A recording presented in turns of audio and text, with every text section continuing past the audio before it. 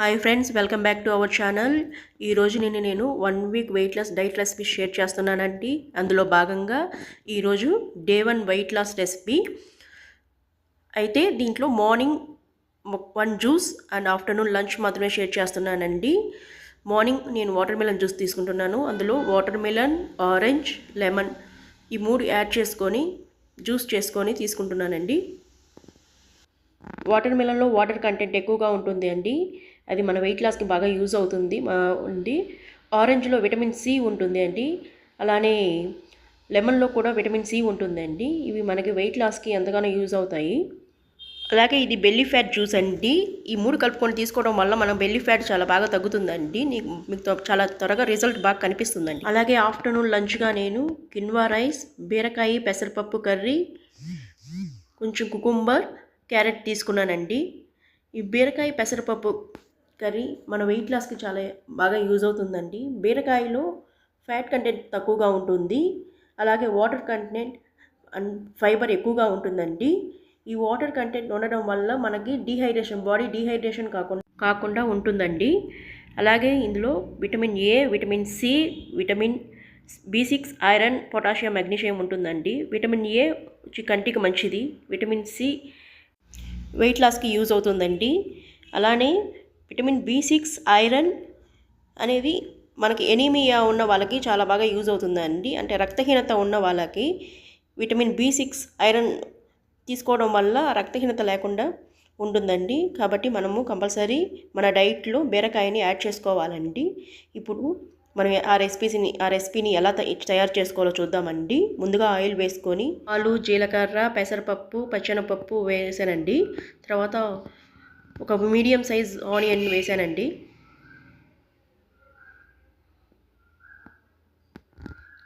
అంతా కలుపుకొని టమోటాలు 2 తీసుకున్నానండి. ఒక 2 తీసుకున్నాను మీడియం సైజు.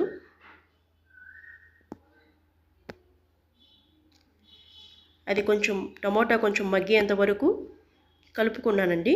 తర్వాత పసుపు యాడ్ చేశాను. కల్లు ఉప్పు వాడానండి. ఇక్కడ రుచికి సరిపడంత వేసుకున్నానండి.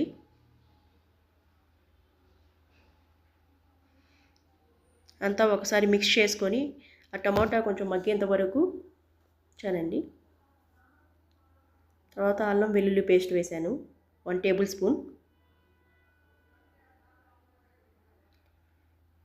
బీరకాయను వేశానండి.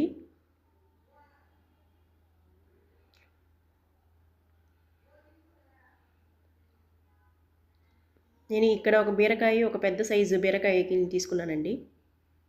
అంతా ఒకసారి మిక్స్ చేసుకొని పెసరపప్పు యాడ్ చేశానండి. పెసరపప్పు నేను ఒక 10 నిమిషాల పాటు నానబెట్టుకున్నానండి పెసరపప్పుని. ఆ పెసరపప్పుని 10 నిమిషాలు నానబెట్టి దాన్ని కడిగి కర్రీలో యాడ్ చేశానండి.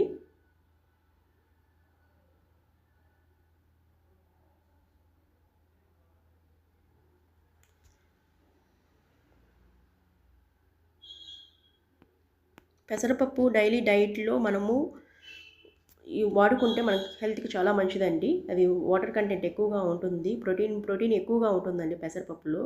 కాబట్టి కంపల్సరీ మనము మన డైట్లో దాన్ని రెగ్యులర్గా వాడుకుంటూ ఉండాలండి. అలాగే కారం వేసానండి. 1 టేబుల్ స్పూన్ కారం వేశాను. ఇక్కడ ఇది డైట్ రెసిపీ కాబట్టి నేను ఇక్కడ కొంచెం ఎక్కువగానే వేసానండి. డైట్లో కొంచెము మనము ఉప్పు, కారాలు తగ్గించుకుంటేనే మంచిదండి. ఇది అందరి కోసం నేను ఇంట్లో వాళ్ళ కోసం అని కూడా చేశాను. అందుకని నేను కొంచెం ఎక్కువగా వేశానండి. మామూలుగా అయితే మనం డైట్ చేసేటప్పుడు కొంచెం తక్కువగా వేసుకుంటే మంచిది. వాటర్ యాడ్ చేసుకున్నానండి. మీకు ఫ్రై టైప్ ఇలానే కావాలి అనుకుంటే వాటర్ అవసరం లేదండి. లేదు కొంచెం గ్రేవీ టైప్ కావాలనుకున్నప్పుడు కొంచెం వాటర్ యాడ్ చేసుకోండి. అంతా ఒకసారి కలుపుకొని మూత పెట్టుకోండి. మధ్యలో మూత ఓపెన్ చేస్తూ కలుపుకుంటూ ఉండండి. కొంచెం బాయిల్గా రావగానే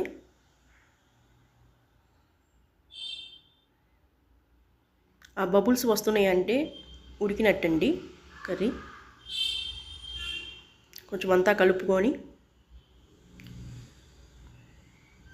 జీలకర్ర పొడిని యాడ్ చేశానండి. నేను ఇక్కడ ఏ మసాలాలు వాడట్లేదండి, ఎందుకంటే ఇది కొంచెం డైట్ కాబట్టి ఒక జీలకర్ర మాత్రమే యాడ్ చేస్తున్నానండి. జీలకర్ర కూడా డైజెషన్కి చాలా మంచిదండి, అందుకే నేను జీలకర్ర మాత్రం యాడ్ చేస్తున్నానండి.